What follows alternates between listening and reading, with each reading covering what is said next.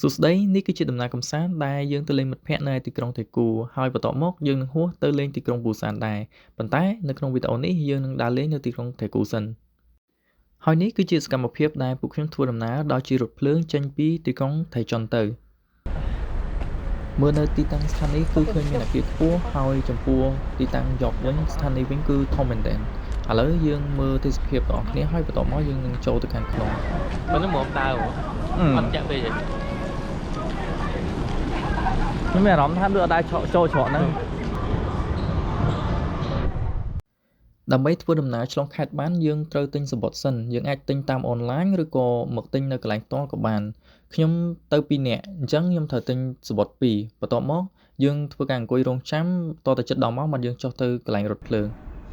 នៅទីនេះគឺជាផ្លូវរថភ្លើងដែលយើងត្រូវឡើងដោយសាររថភ្លើងអត់ទាន់មកអញ្ចឹងយើងត្រូវនៅចាំសិនរហូតតតែរថភ្លើងមក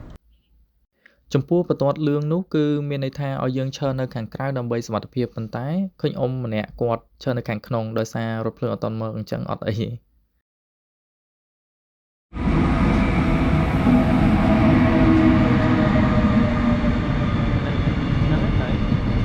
អាហ្នឹងមែនបាទជិតដល់មកអូវាដែរអាហ្នឹងតាលេខ3នៅណាពេលនេះរថភ្លើងដែលយើងរងចាំបានមកដល់ហើយរថភ្លើងនេះគឺមានប្រភេទឈ្មោះថារថភ្លើងម៉ូកុងហ្វាគឺជារថភ្លើងដែលមានល្បឿនល្មមហើយមានតម្លៃក៏សមរម្យដែរគឺយើងជិះតាមទឹកលុយហើយស្រួលមើលទេសភាពផងសម្រាប់រថភ្លើងហ្នឹងហើយបើសិនជាលឿនជាងនឹងទៀតឈ្មោះថា KTX វាលឿនប៉ុន្តែថ្លៃដូចមាននៅក្នុងសំបុត្រអញ្ចឹងយើងត្រូវរកលេខទូនិងលេខកៅអីរបស់យើងហើយបន្ទាប់មកនៅពេលដែលយើងរកកន្លែងឃើញហើយយើងរងចាំចេញដំណើរ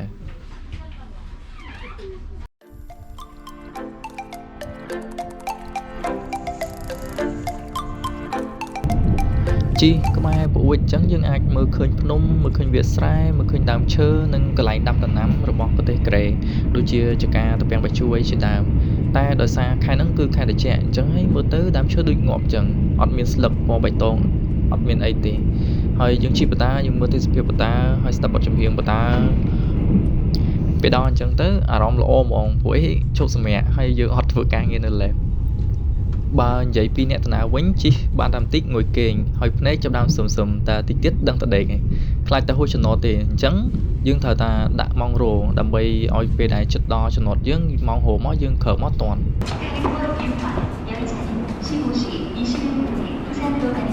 ហើយឡើយណាហើយតែខ្ញុំទៅពូសានចុះពីហ្នឹងមកជិះទៅពូសានឥឡូវយើងចុះពីរថភ្លើងហើយត្រូវចេញពីខាងក្រោមឡើងទៅខាងលើបន្តមកទៀតយើងនឹងចេញទៅខាងក្រៅដើម្បីមើលសម្រស់នៅទីក្រុងថៃគូថាមិនដែរ Let's go វ៉ាថៃគូ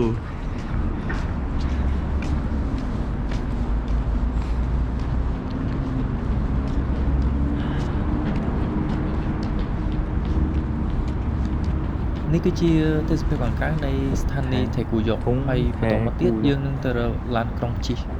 នោះអានោះសុខធំនោះ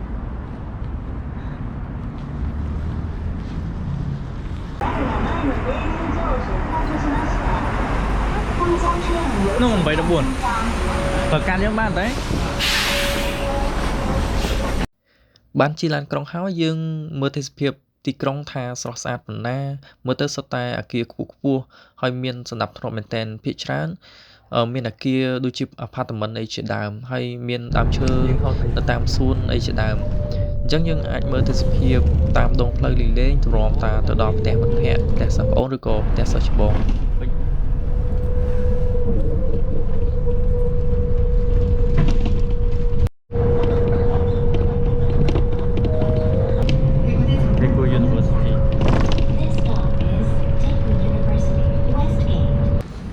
ពេលនេះយើងជិតទៅដល់ផ្ទះរបស់អ្នកភូមិយើងហើយដើរបតាញ៉ាំបតាព្រោះអីឃ្លានឥឡូវនេះយើងជួបម្ចាស់ស្រុកទី1ហើយដែលទទួលស្វាគមន៍ភ្ញៀវមកពីចម្ងាយម្ចាស់ស្រុកខ្ញុំបានតិចមើលអូយកាមេរ៉ាស្អុយអត់ដែរបងហូរស្អាតណាស់ស្អាតណាស់យើងទួចជាងឃើញតែទួចចាំហ្មងអានឹងថតវីដេអូទៅថតហ្នឹងហើយថតវីដេអូ បន្ទាប់ពីយើងទៅរកទិញម្ហូបសម្រាប់បាយល្ងាចនេះគឺជាម្ហូបល្ងាចនេះដែលមិនមានអីច្រើនទេមានតែមឹកមានតែសាច់មាន់អីតិចតួចថ្មិចយូរៗដើរលេងម្ដងយើងចេះលុយញ៉ាំមឹកធំៗអីចឹងទៅចាំទៅដល់ផ្ទះវិញចាំញ៉ាំមីសងវិញ បិទស្នេះ យកមួយយ៉ាដូចមួយយ៉ា ខំមកឲ្យមើលលុយតាមពិតគេមានមួយហៀងទៅ ហ្នឹងហើយមានមែនទេ មានដែរគេមានមួយហៀង